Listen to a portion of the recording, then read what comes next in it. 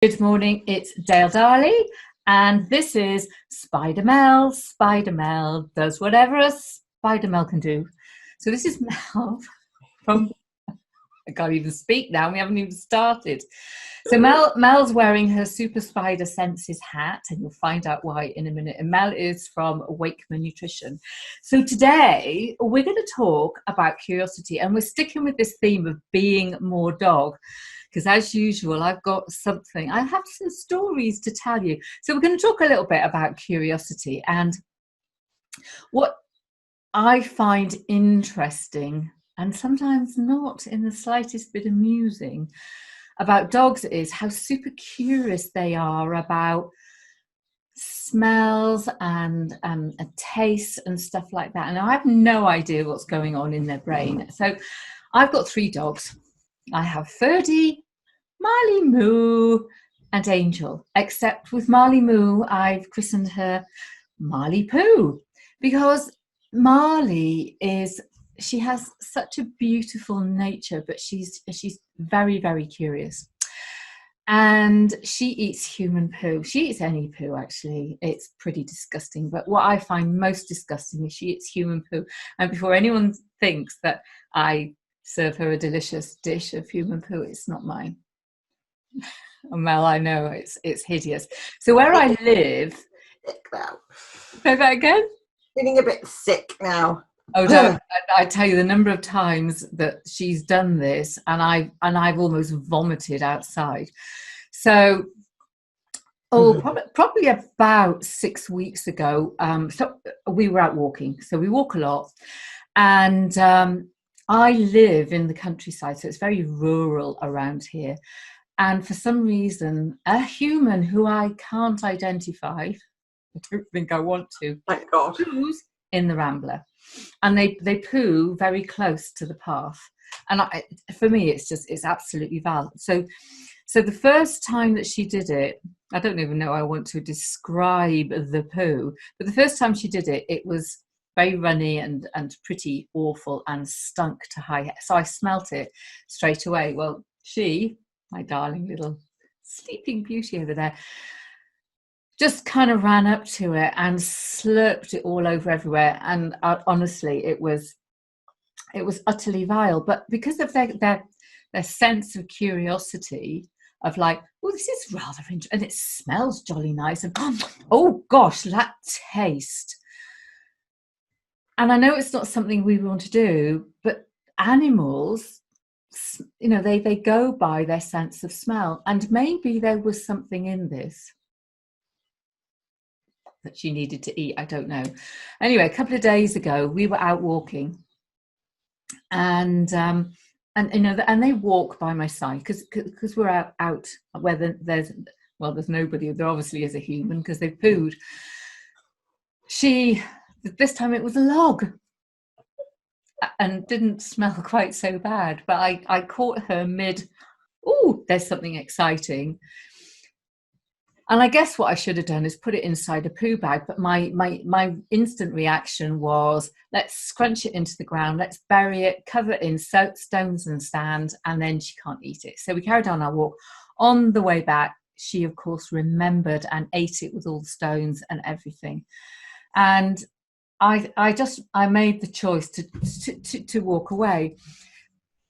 But poo aside, when we're in the house, when I'm making things, so Marley and Ferdy will eat carrot, absolutely love it. Angel looks at you, and if she gets it in her mouth, she goes and spits it out. And they're always like, your dog does the same, Joey, sniffing in the bins, looking on the plate to say, well, what is it? And I okay, I have a habit of making something to eat and always then dividing up bits of what's left, so they've all got a little, whatever it might be. I mean, Ferdy's often very disgusted that all he's got is sweet potato, but they stick their nose into the plate. Sorry, viewers, I do let my dogs lick my plates.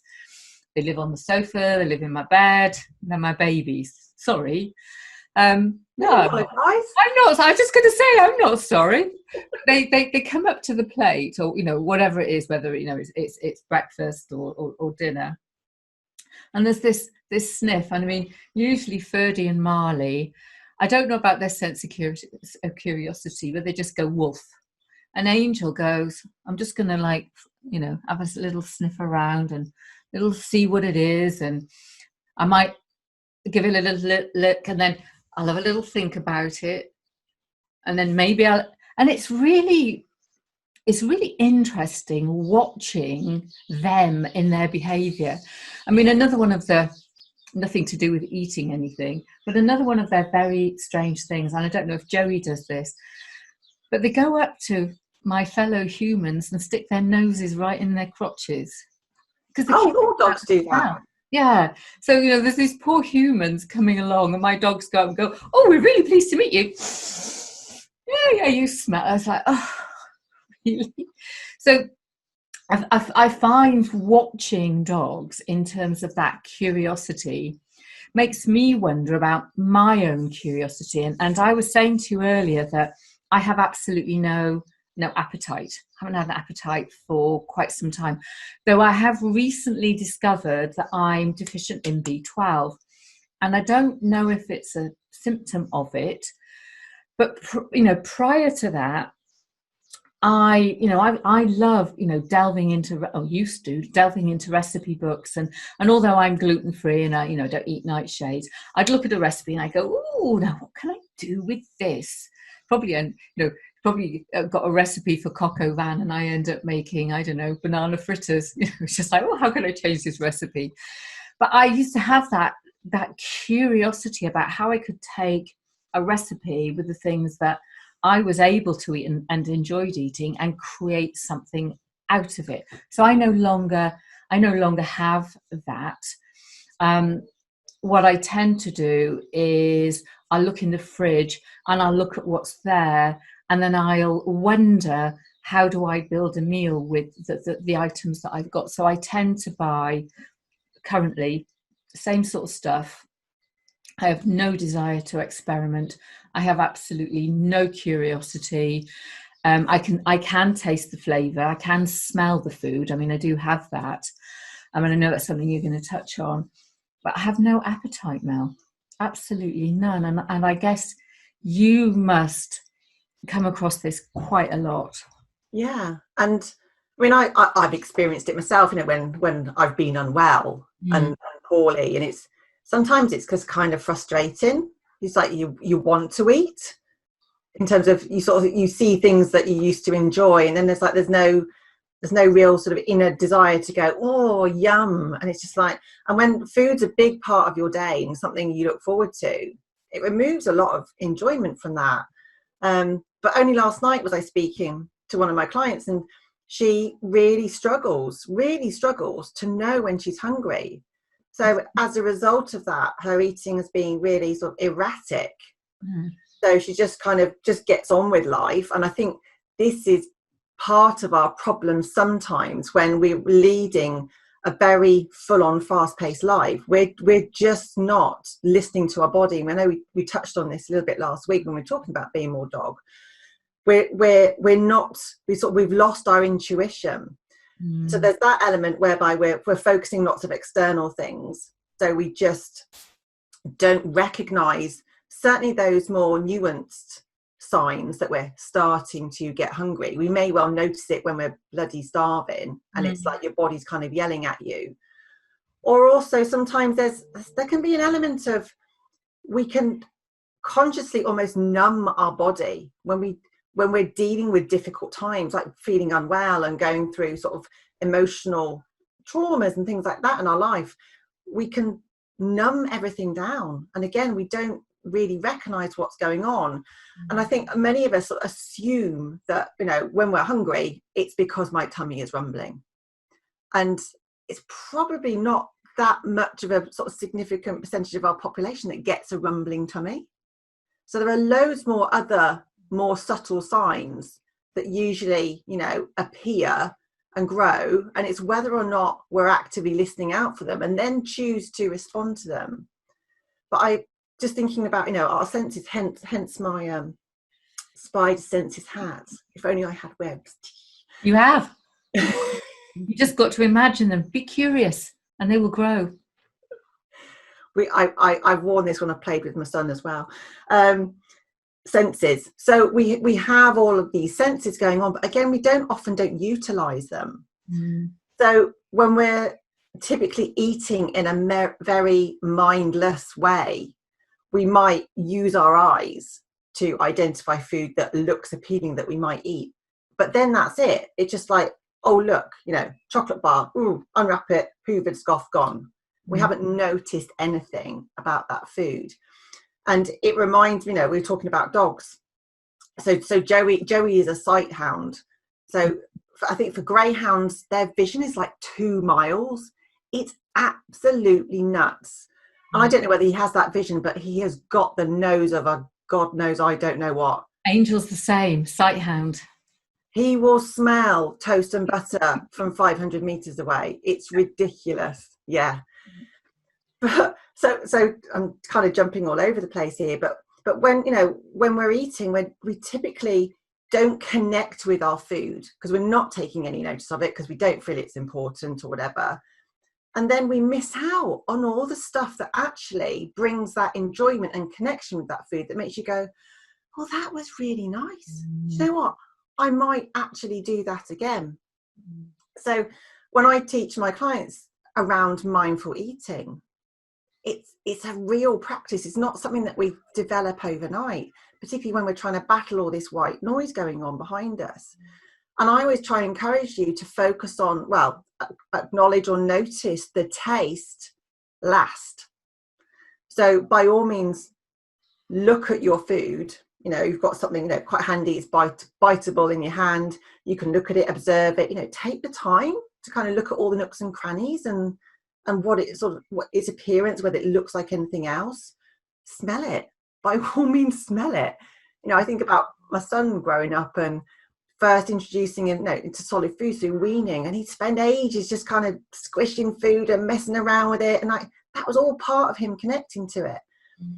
Smell it, then put it in your mouth, then notice the textures and the sensations. So is it hot or cold? Is it crunchy, crumbly, buttery, creamy, dry? This language that we've kind of lost, and then pick on the taste and the flavors. And it's that in itself encourages you to slow down. But when you notice all of these, basically you've got like a sensory party going on in your head. It's all those sensations that feed into your fullness center, but also press your satisfaction button that go, yeah, that was nice. I don't need anything else, mate, but maybe you do. There's a lot more to it. So that's really quite interesting, because I don't think I do any of that, because I don't have that appetite. Yeah. I buy my food so that it's nutritionally sound. So I know that, whatever I'm going to have, that there's a balance of nutrition. I do look at the colour of things. Yeah. So I like to have colour on my plate. So appearance is really important, isn't it? In terms of if it's going to look appealing. Yes. Yeah, and it's funny last night because I was in the middle of cooking when someone came and wanted me to help them with something, and then they kept talking, so I had to turn everything off because it was cooked and wait for them to leave. And I remember just getting everything and just tipping it on my plate and looking at it and thinking it started to go cold, but actually the arrangement of it was pretty unattractive. And I actually spent some time rearranging everything so that when I took it to the table, the heat dying out of my food, that actually it would look appealing to me. And it's not until you just said that I realized that I did that, but I don't do any of those things, Mel. I do eat at the table. I live alone. I do eat at the table. I don't scoff my food down really, really quickly, although I do have, 3 sets of hungry eyes all staring at me and dribbling on the floor. And one of them them moaning and whining until I give them something. But I don't do any of that, and I'm gonna do that. I can't do it tonight because I've got to go and do something. But I'll do that with my next proper meal. That's really interesting. Yeah, and I think what you can do quite easily, is because typically we eat with our eyes. You can close your eyes while you're eating.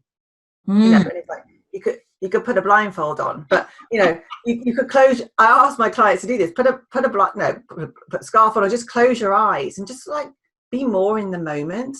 Because until we actually stop to think about, oh, I've noticed that, oh, that crunch or that those flavors go really well together.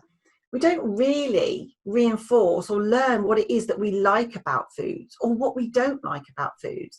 So that moment when you go into the fridge and you're going like, what do I want? I don't know. It's generally because we just don't really know the reasons behind why we choose certain foods. They don't know how they make us feel in a good way or a negative way. Can I just read you something that I got? Yeah, go on. So I got a really nice email this morning from one of my sort of coaches and mentors, Lucy Afframore. She's taught me a lot in terms of around like kindful eating and mindful eating. So her email this morning said, lockdown means I've noticed old things newly. My neighbour and I have eaten through a semi-rainbow of out-of-date jellies I noticed in my cupboard. Yesterday, I started exploding my way through a considerable accumulation of popcorn that had brought itself to my recent attention. That was part of the Trollbridge picnic. I sprinkled it with a generous pinch of undated Lebanese sumac. The questionable freshness didn't detract from the taste, which was itself tethered to a sense of overall appropriateness. I stuck them to my tongue one by one, so I didn't need to use my fingers. Polystyrene came to mind. My friend had bought chocolate caramel salted rice cakes on our last walk. They had a most peculiar mouthfeel, dehydrating your cheeks at the same time as they were all lush and rich as you chewed. I have enough popcorn left to experiment with making odd combinations along these lines. And there's a real story there. Fantastic. I love the way she writes. I thought you would. Oh, yeah. I do. I mean, I was right with her. And when you said about polystyrene, I thought, yeah, I bet it does taste like bloody polystyrene. Yeah. Yuck.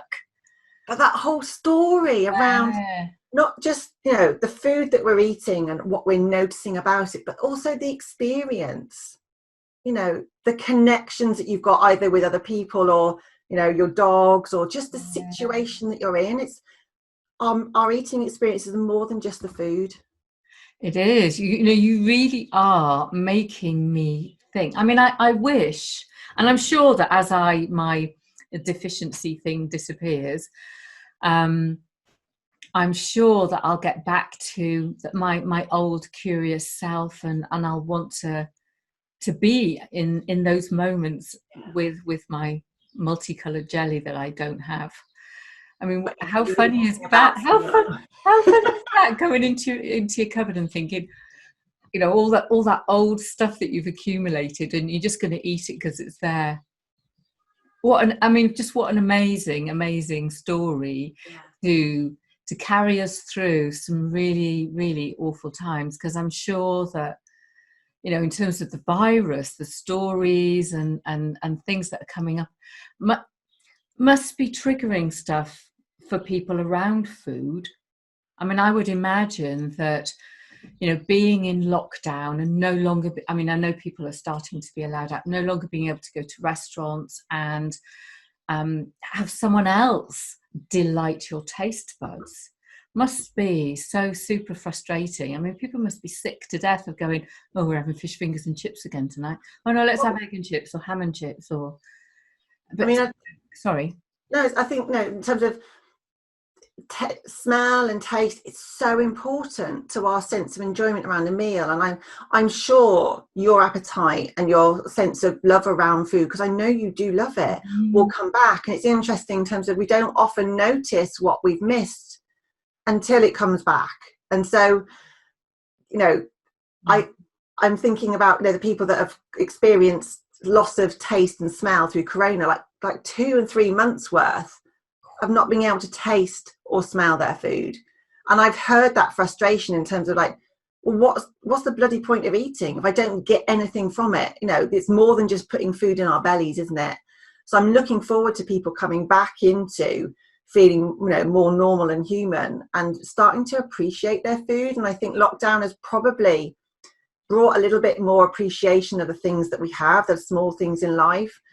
And I know at the beginning, and I was, you know, I'm one of many people that I heard of that kind of went back to the old foods of childhood for that security. So I bought a box of semolina, you know, and I was like, I remember having that and I used to love it, and I haven't made it yet, but it's there. But lots of other people have gone back to going, you know, just to basic foods or childhood things that they used to make, or their mum or their nan used to make, because it brought them joy, those happy memories.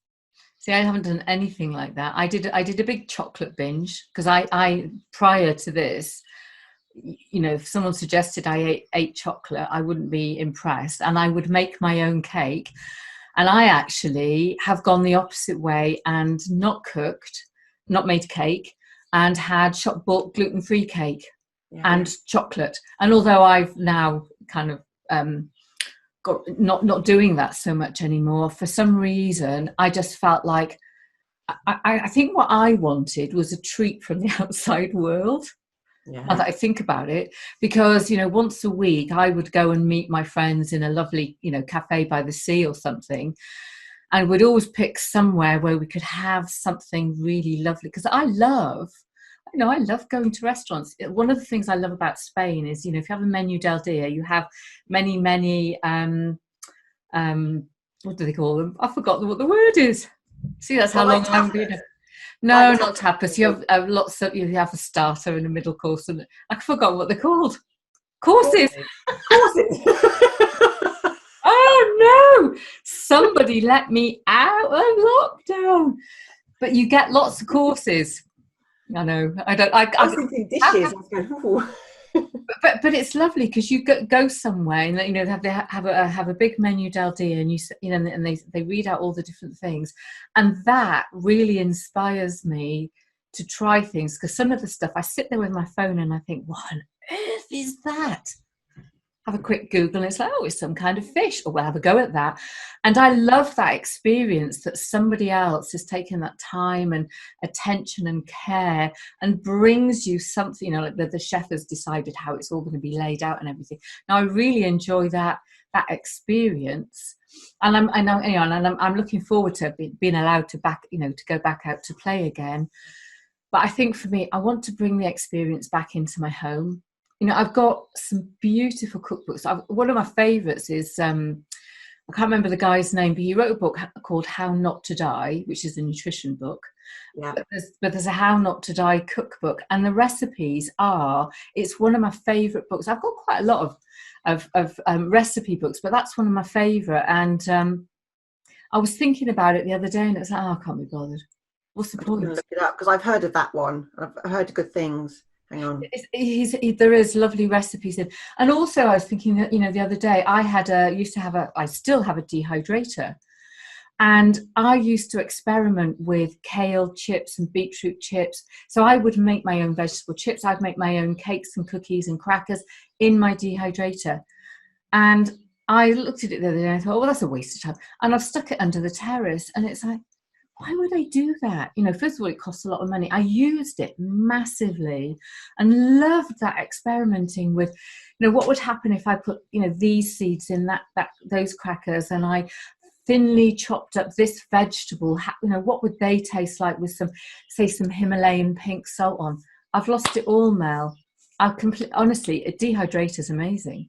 All the crispy stuff is just. Haven't we all got the most weird and wonderful gadgets in our kitchen? That we've got stuff that's gathering dust in the back. It all seemed a great idea at the time, but maybe just get it out. I think sometimes it's just beginning, isn't it? Yeah. And I think with cooking at home particularly, and feeling pressured, not having enough time, and worrying about wasting food, and are people going to like it, and what if it goes wrong, and we kind of overthink it.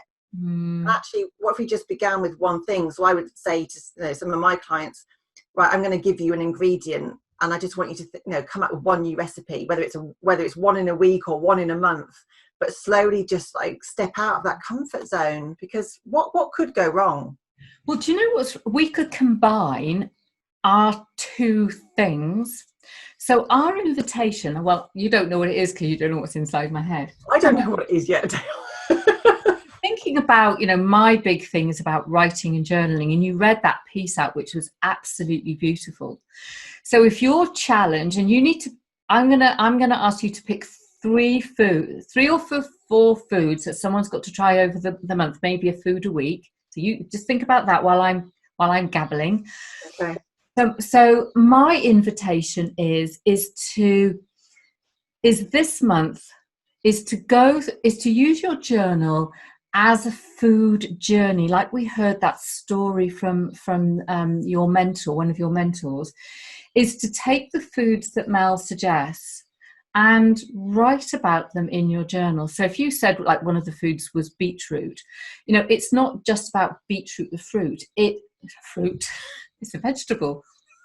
Yes, it is. I was confused by your head. It was just spider. You're thinking tomatoes, weren't you? I was, yeah, of course I was. So we could talk about either one. But I mean, in terms of it as a vegetable, got it right this time, you can think about the texture of it, how hard it is, what it's like when it's grated, the colour, the juiciness. One of the things that I used to do was add chocolate and beetroot to cake. So it's that whole, not only thinking about it, whatever the foods are that Mel chooses, but to think about them in their colour, where they're grown, where they come from, perhaps the journey that they got to you, how you feel about it when you met the beetroot. I mean, just honestly use your imagination. And if you like writing short stories, I'm going to use beetroot again, but how does the beetroot appear in a short story? I really want to challenge people to I'm going to do it. I'm going to do it. I'm going to, well, providing I can eat the foods that you say. Okay. And I'm sure that I can. I'm going to write about the foods and see if I can bring that story aspect into it. I love it. So I've just had a quick check at seasonal foods because we're June now. Okay, right. So we're going for asparagus. Okay. Rhubarb. I can't eat that. I'd say it's nightshade, isn't it? You can't eat that. Do you want me to pick something else? Radish. Oh, food of the gods. I love radish. Apricots. Ooh. Leave rhubarb in. I won't eat it, but other people will absolutely love it. Rhubarb reminds me of childhood, with crumbles and custard and ice cream and all that sweet stickiness and just dipping it in the sugar. Yeah. But I can't eat rhubarb. I think it's because it's high in oxalate.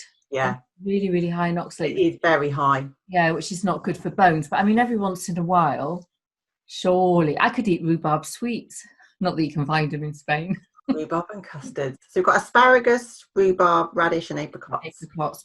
So experiment with those foods in whatever way. I mean, I adore radish. They are definitely the food of the gods, especially when you get the ones that are really, see, I'm off on a journey already, really peppery and, and you could just, trouble is when you stand in chopping them, all you want to do is scoff them, but you have to chop them just in case there's a maggot in them, because often there's maggots in. I mean, you've never seen a maggot? You've eaten it. You've eaten the maggot in the radish. I normally chop them up. I do normally slice them. Oh, okay. That's my tea. That means you chop the maggot's head off. I think this is a great point. Yes. To end. So we have a super challenge for you, and it's about curiosity. So we've got 4 foods and an invitation to go to your journal. So Mel, where can we find you? You can find me on Facebook as Mel Wakeman, Instagram as Mel Wakeman. Those are the places that I hang out most, to be honest. So please do come and feel free to say hello. My website is wakemannutrition.com. I've got loads of resources and free things on there in terms of body positive things. I've got my mood food journal still available on there. And then I have my anti-diet community, which is my private Facebook group. But yeah, come and say hi. Tell us where we find you, Dale. Well, I was expecting you to say that we'd find you scaling some buildings somewhere, but obviously you've lost your spider powers. So you can find me, if you now want to talk to me when you realise that I'm completely bonkers, you can find me at daledarley.com. I also hang out on Instagram and Facebook, and I'm known as Dale Darley. I don't know why that makes... Are you? Well, do you know, it's because you said, and we're now being silly, it's because you said, you can find me as Mel Waitman, and I thought, well, that's your name, that's obviously how someone's going to find you. So you can find me by my name as well. I have books and courses on journaling and how to write a book, and I have the journaling club, which is every month you get a new journal and some new journaling courses. And I have something called 101 Days of Being Me, and it's you sign up, it's complimentary, and you get an email every day with a quote and some stuff to inspire you and an affirmation, and that's us. Yeah. Okay, so if you're curious, please be your dog and come and find us. Have a wonderful day. Or be Spider-Man. Bye.